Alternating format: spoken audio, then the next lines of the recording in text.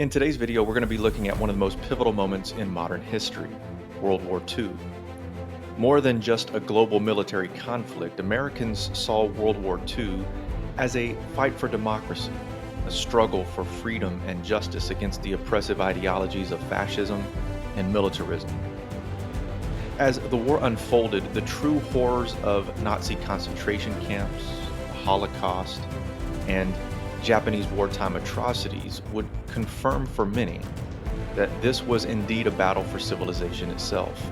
In today's video, we'll explore how the war was fought on two major fronts, how women and minorities contributed to the war effort, and how the war ultimately ended with the deployment of a terrifying new weapon, the atomic bomb. Let's get started.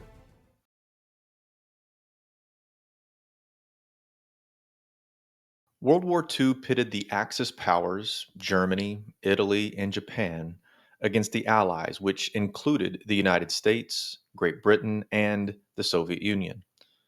The war was fought in two major theaters, the European theater and the Pacific theater. The tide of the war began to turn in Europe with the Soviet Union's dramatic stand at the Battle of Stalingrad in 1942. German troops were forced to surrender after suffering massive losses, and Soviet forces began pushing westward toward Germany. Meanwhile, Britain and the United States coordinated efforts to overcome Germany's naval threat in the Atlantic and to begin bombing German cities. The Battle of the Atlantic, a prolonged struggle to control shipping lanes, saw over 500 Allied ships sunk in 1942 alone. But with radar, sonar, and bombing campaigns targeting German naval bases, the Allies gradually gained the upper hand. In 1943, Allied forces defeated Axis armies in North Africa, securing control of the Mediterranean and the Suez Canal. That summer, Benito Mussolini fell from power. Next came the push into Western Europe. On June 6, 1944, the Allies launched D-Day, the largest seaborne invasion in history.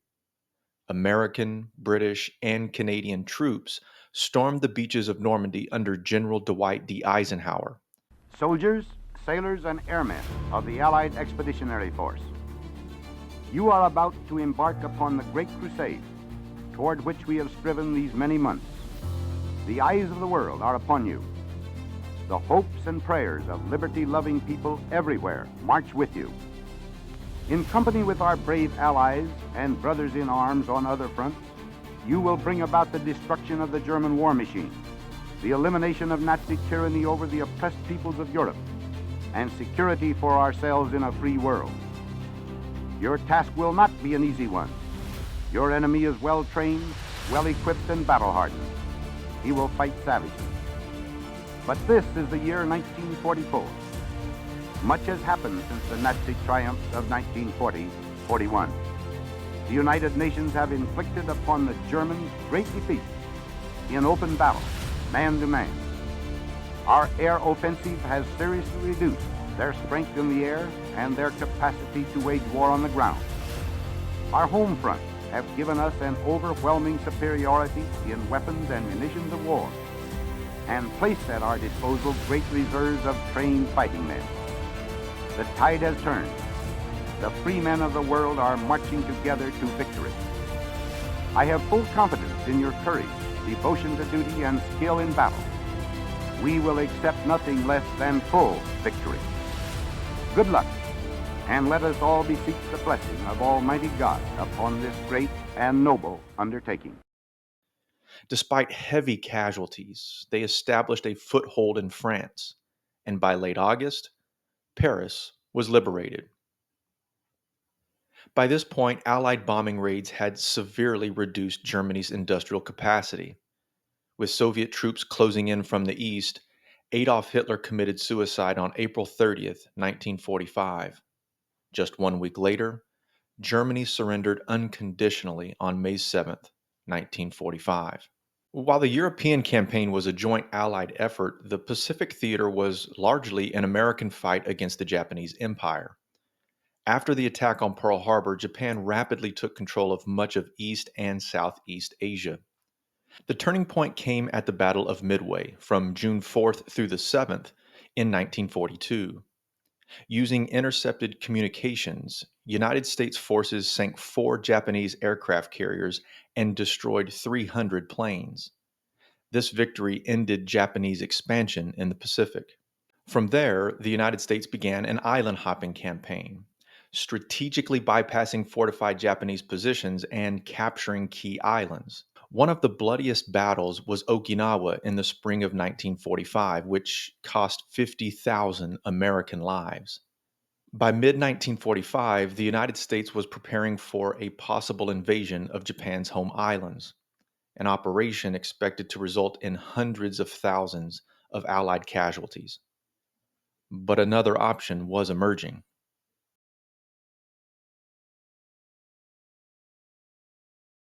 World War II was not only fought overseas, it was also fought on the home front, with major contributions from women and minorities in the United States military. More than 200,000 women joined the armed forces, serving in all-female units like the Women's Army Corps. They operated radios, repaired equipment, and performed clerical work, freeing more men for combat. Almost 1 million Black Americans served in segregated units. Initially limited to support roles, many went on to see combat and became distinguished soldiers. Among the most celebrated were the Tuskegee Airmen, 994 Black fighter pilots who earned a reputation for excellence in the skies. Still, these heroes faced racism and discrimination, fighting for freedom abroad while denied it at home. After the war, President Harry S. Truman issued Executive Order 9981 in 1948. This began the process of desegregating the U.S. military. Native Americans also played a vital role. About 25,000 served in uniform, and thousands more supported the war effort through defense work. Their most unique contribution, as we looked at last video, came as code talkers. The Navajo Code Talkers were especially important in the Pacific, creating unbreakable codes that the Japanese never could decipher. The Comanche Code Talkers also played a key role at Normandy during D-Day.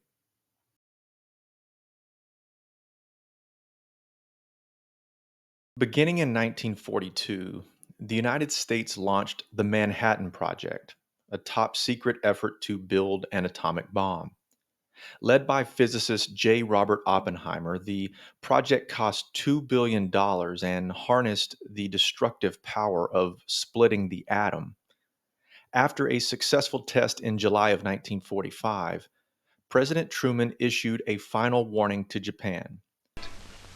We are now prepared to destroy more rapidly and completely every productive enterprise the Japanese have in any city.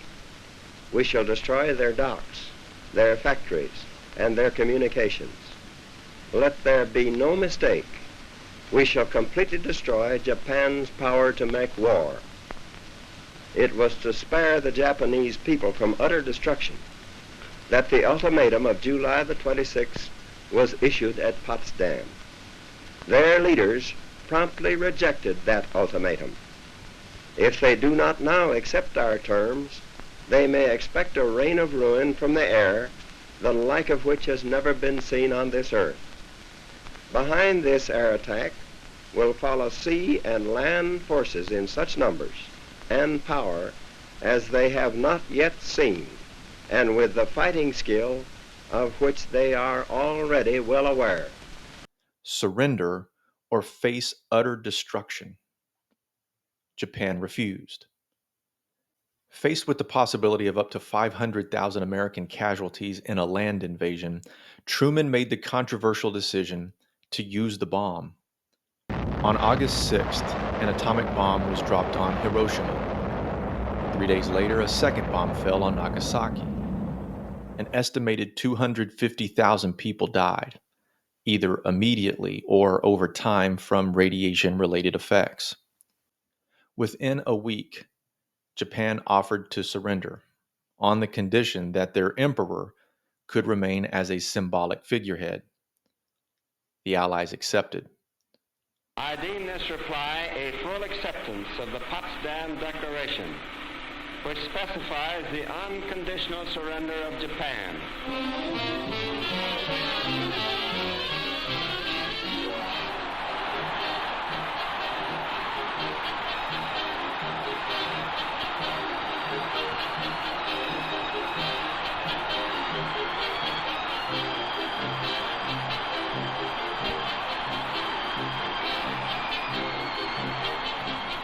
On September 2nd, 1945, aboard the USS Missouri in Tokyo Bay, General Douglas MacArthur formally accepted Japan's surrender.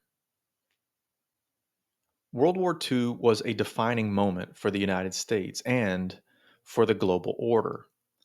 The war reaffirmed America's commitment to democracy and freedom, but it also exposed the nation's contradictions, particularly regarding race and equality at home. From the beaches of Normandy to the skies of the Pacific, from the laboratories of the Manhattan Project to the code work of Native American soldiers, the fight for democracy was waged on many fronts. And while the war ended in 1945, its legacies, political, moral, and scientific, would shape the decades to come. That's all the time we have for today. Thanks for joining me. We'll see you next time.